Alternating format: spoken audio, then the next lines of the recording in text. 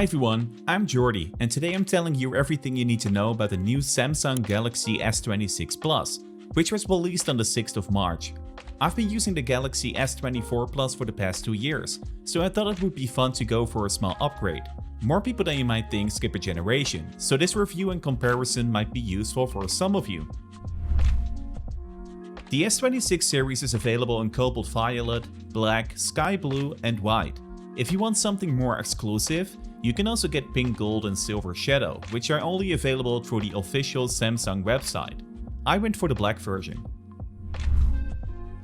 Now let me share some other specs of this phone. The S26 Plus comes with 12GB of RAM and 512GB of internal storage, but you can also choose the 256GB version. It turns out these specs are the same as on the S24 Plus and the S25 Plus. It's a little bit difficult to share the exact starting prices of the S26 series right now because of the many regional promotions. But here's roughly what you're looking at. For the S26 Plus, you're looking at a starting price of around $1,100 for the 256GB version and about $1,300 for the 512GB version. Now that I've talked about the general specs, let's open this thing up. In the first compartment we find the accessories. There's a USB-C to USB-C cable, the SIM ejector tool, and the necessary paperwork. But this is what we're really here for, the Galaxy S26 Plus. The dimensions of the phone are 158.4 by 75.8mm, which looks almost the same as my Galaxy S24 Plus. Actually, the specs show that the S26 Plus is slightly smaller. That's likely because the S26 Plus has thinner bezels. The thickness is 7.3mm, which makes it noticeably slimmer than the S24 Plus. The weight also shows a small difference. The S26 Plus weighs 190 grams, which is 6 grams lighter than the S24 Plus. Compared to the S25 Plus, the dimensions and weight are unchanged.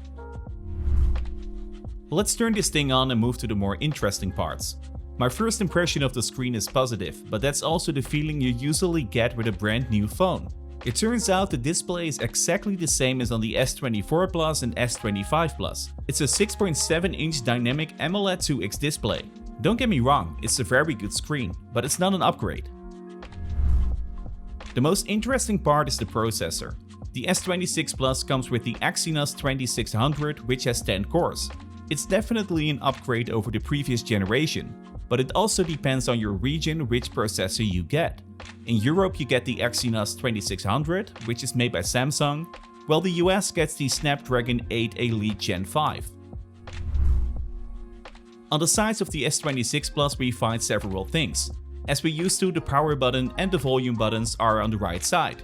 And as you can see, the buttons are exactly the same as the ones on the S24 Plus.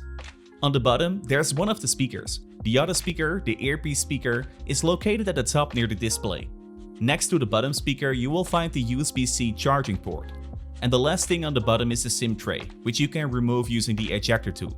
It's a dual SIM setup, so you can use 2 physical SIM cards, but eSIM is also supported.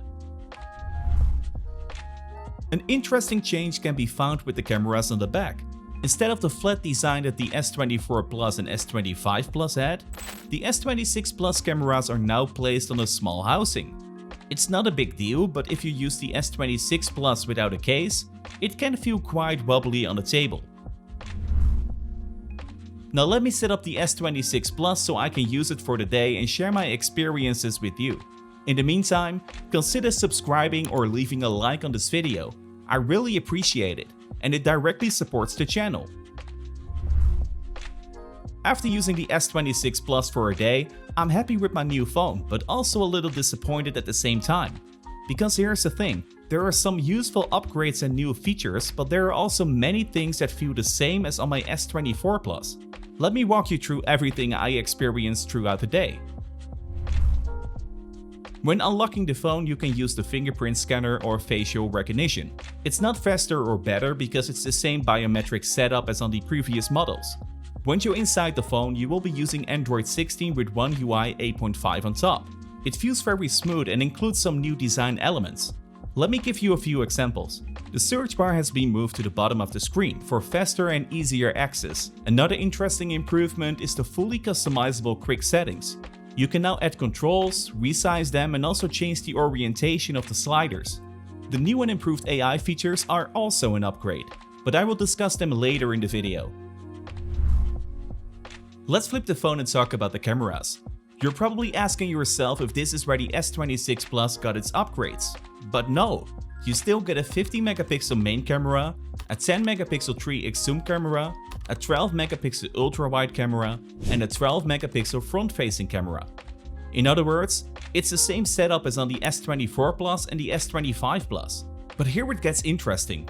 Even though the camera hardware is the same, the results are slightly better because of the Exynos 2600 processor I talked about earlier. It provides improved image processing, and the extra processing power also enables better AI features for photos and video. I will show you a few examples using pictures from my S24 Plus and my S26 Plus. Keep in mind, they both have the same camera hardware, but the S26 Plus should offer better color accuracy.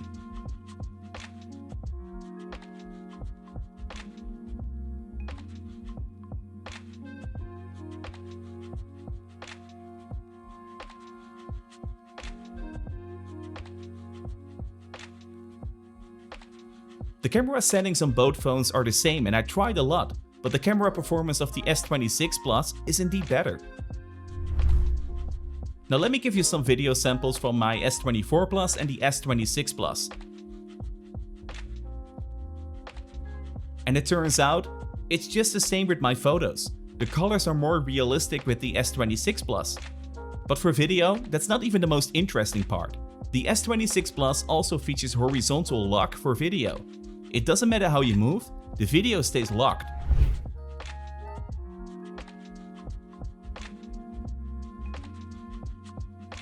In this video, I was running with my S24 Plus and S26 Plus at the same time, and horizontal lock on the S26 Plus is enabled.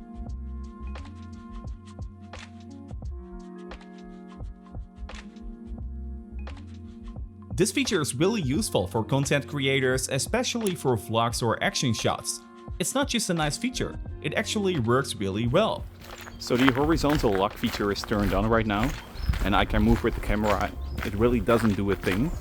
It's still very balanced. And now it's all about AI, and more AI.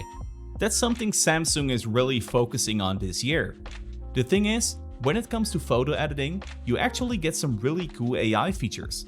With AI Eraser, you can select an object in your picture and remove it, while the space behind it is filled in using AI. And as you can see, this works really well.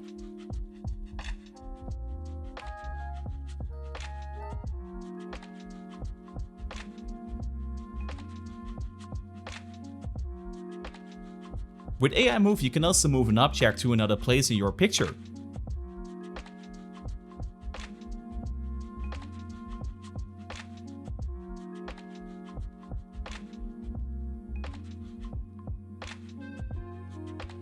Yeah, really fun stuff. Another useful feature is Audio Eraser. We already know this feature from the video editor, but it's now even more powerful because you can remove noise in real time.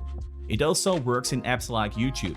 It filters out background noise from a video and focuses on more important sounds like a voice. I will give you an example of using Audio Eraser while playing a YouTube video with a lot of background noise.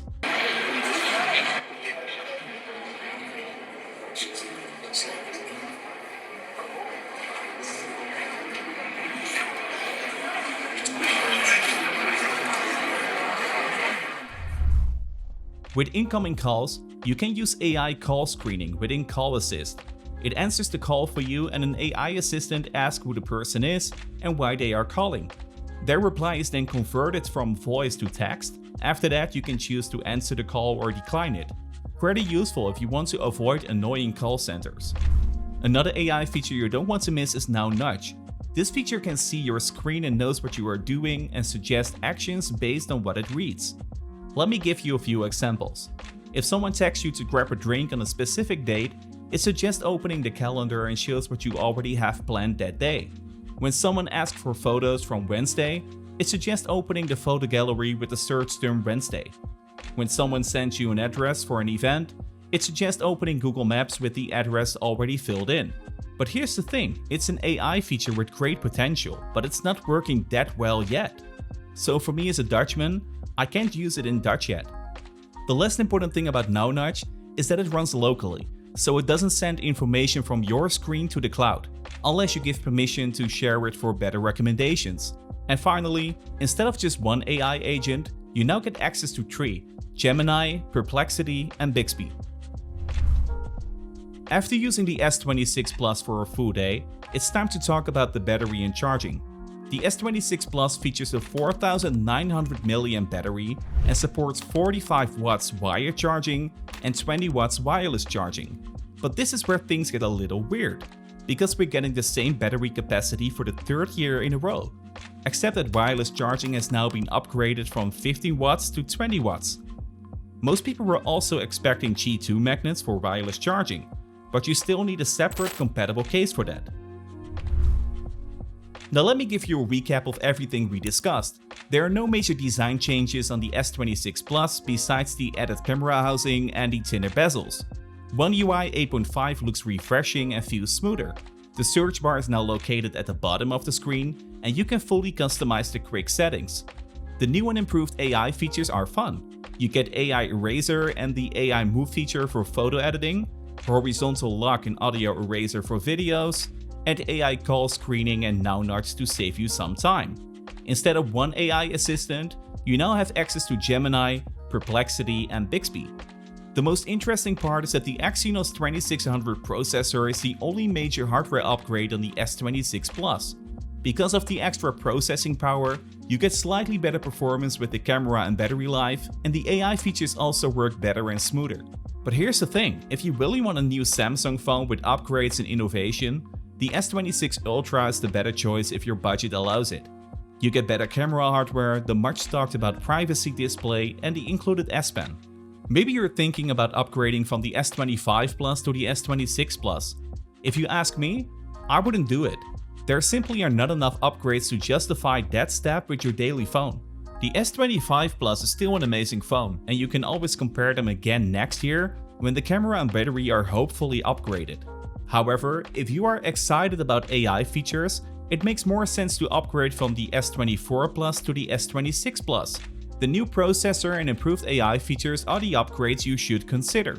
For creators, the S26 Plus could also be useful because of the new and improved AI features like AI photo editing, horizontal lock, and audio eraser. On top of that, image processing and color accuracy are also improved. This makes the S26 Plus a great phone for photos, vlogs, and action shots. If you have any questions about the new S26 series, I'm happy to help. By the time this video is published, I've used the S26 Plus for about a week, but I will also be making more videos and tutorials about it in the coming months. If you don't want to miss those, consider subscribing and leaving a like to stay updated on my latest videos. I would really appreciate it. For now, thanks for watching and have a great day.